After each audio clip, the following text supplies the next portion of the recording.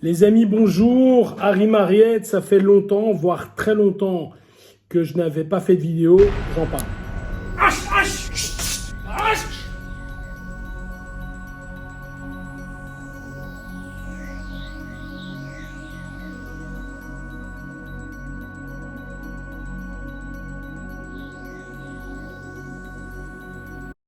Voilà les amis.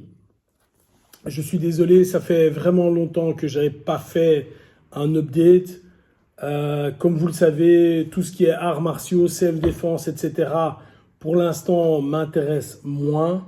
La raison est la suivante, c'est qu'en réalité, je suis en train de me battre, et vous le savez, contre le cancer. Et je vais vous tenir un petit peu au courant de ce qui s'est passé dans ma vie ces derniers moments. Pour rappel, en juin, on me détecte un cancer, un thymome. Ce thymome est de stade 4. Ce thymome est très gros, il fait 9 cm de long, 4 cm de large et 3 cm d'épaisseur. Donc c'est un gros volume, c'est un petit peu comme la moitié de mon poing, hein, donc c'est quelque chose comme ça. C'est en plein milieu, c'est juste devant mon cœur. Donc je suis traité, j'ai des chimios, on me fait un PET scan et on voit ça. Donc un PET scan c'est quoi? C'est une machine qui va te couper en lamelles comme ça et te couper en lamelles comme ça. De façon à ce qu'on sache clairement déterminer avec un produit radioactif qu'on te met dans les veines pour vraiment déterminer quelle est l'activité de ta ou de tes tumeurs et de voir à quel point c'est dangereux ou pas. Donc ça c'est en gros c'est ça un PET scan. Donc j'en avais eu un, puis j'ai fait 2 chimios, j'en ai eu un autre. Non, j'ai fait 4 chimios, excusez-moi. 4 chimios, j'en ai eu un autre. Il y avait déjà une amélioration. Et là, maintenant, j'ai fait mes 6 chimios.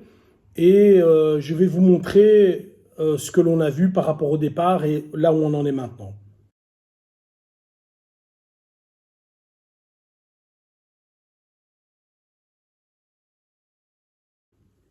Donc voilà, si vous voyez ces deux photos, vous constatez qu'il y a une amélioration folle entre les deux, entre la tumeur, on parle de la plus grosse parce que les 3 autres ont disparu, entre la première image et maintenant.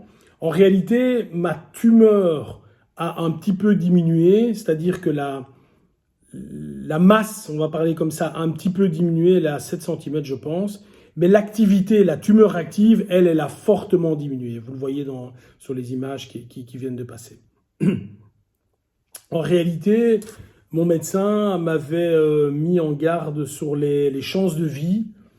Et c'est marrant parce que je vous en parle et c'est pour ça que j'étais moins actif.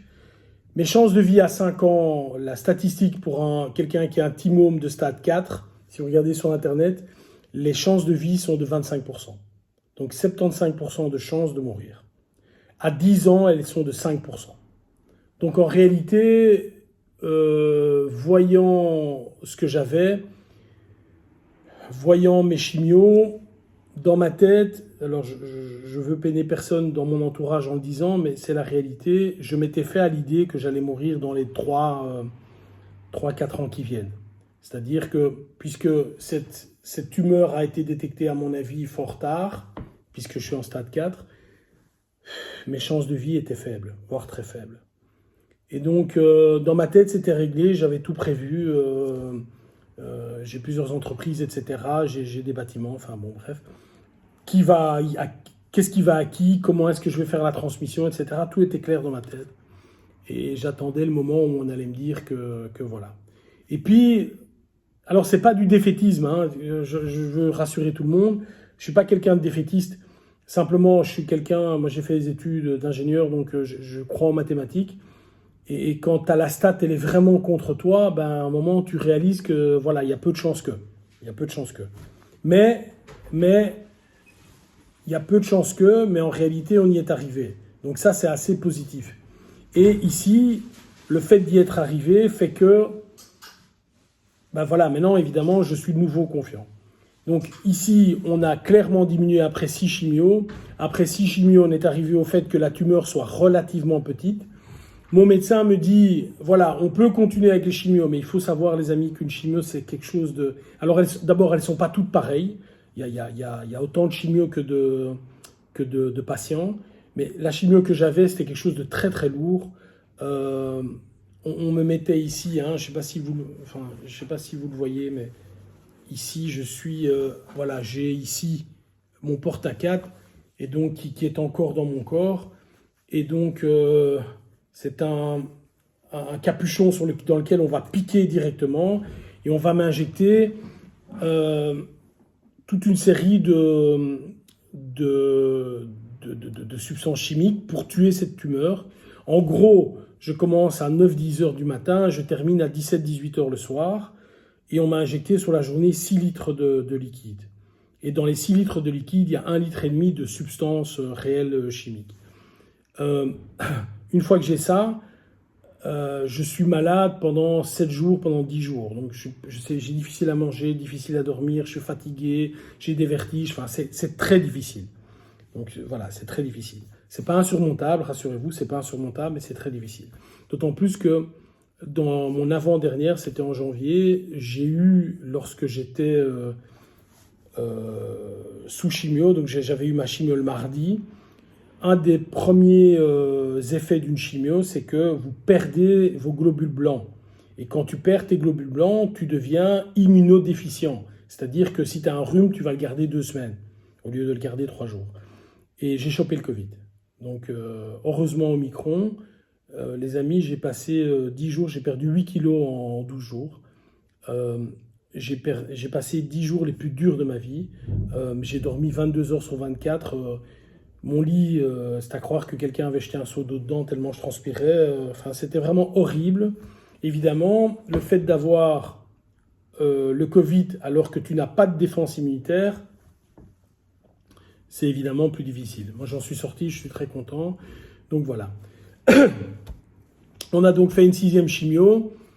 La chimio était très positive, vous l'avez vu. Et maintenant, cette vidéo est faite ce samedi. Et je vais commencer les rayons la semaine prochaine. Et en réalité, je vais faire ce qu'on appelle une radiothérapie. C'est-à-dire que comme la tumeur est très petite, ils vont aller frapper avec de la radiothérapie directement dans la tumeur. L'avantage, c'est que je n'aurai plus les problèmes que j'avais, mal au ventre, etc. Ça, j'aurai plus, vertige et tout. Avantage également, c'est qu'on va tuer directement la tumeur là où elle doit être tuée. Désavantage, c'est que on va un peu shotter dans le cœur, sur la partie haute de mon cœur et un peu dans mes poumons. Donc je vais perdre apparemment 1 ou 2% de mon utilisation de cœur et je vais perdre quelques pourcents d'un poumon. Mais bon, c'est bien d'avoir un super cœur, mais si tu es mort, il ne va pas t'aider à grand-chose. Donc il n'y a pas le choix.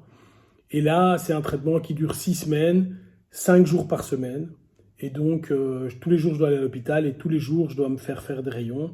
C'est quelque chose qui en tout dure un quart d'heure, mais en réalité, les rayons, c'est pendant 2-3 minutes. Donc, je commence ça lundi. Et là, il y a 30% de chances que le cancer soit éradiqué, donc qu'il soit terminé complètement. 30% de chances qu'on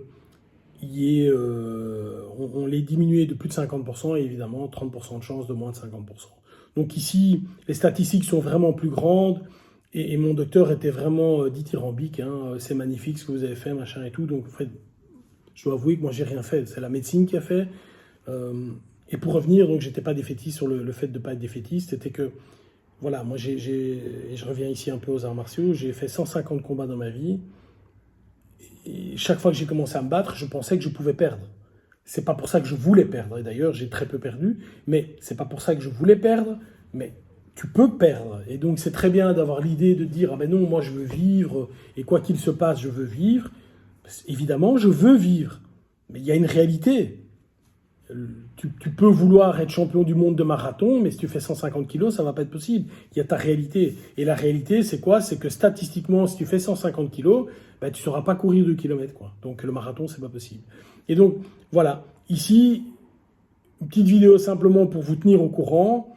Je ne vous oublie pas, rassurez-vous, je ne vous oublie vraiment pas. Je me soigne et lorsque j'irai mieux, évidemment, il y aura plus de vidéos, surtout qu'il y a des sujets que j'ai en tête. Voilà, je vous remercie beaucoup de m'avoir écouté. Sachez que je vais beaucoup mieux, et donc que la vie est belle et qu'il faut la croquer à pleines dents. Bye bye.